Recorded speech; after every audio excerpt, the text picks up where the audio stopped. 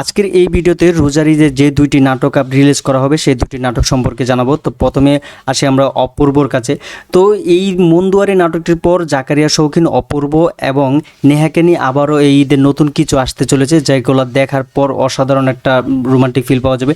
তো ওনার বর্ণনাতে বোঝা যায় সম্পূর্ণটা একটা সামুদ্রিক একটা অভিনয় হবে, যা অসাধারণ ছিল, যেগুলো দেখতেও একটা অন্য রোমান্টিক থাকবে, যেটা কমেডি থাকবে, ইমোশনাল থাকবে, যে অসাধারণ কিছু একটা থাকবে। এখনও এই নাটকটার নামকরণ করা হয়নি, খুব শীঘ্রই নাটকটার নামকরণ করা হবে এবং নাটকের শুটিং অলরেডি শুরু হয়ে গেছে।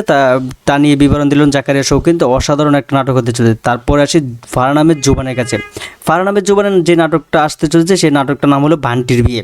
বান্টিকে দেখা যায় দুই দিকে থেকে ধরে রাখা হয়েছে কিয়া পায়েল।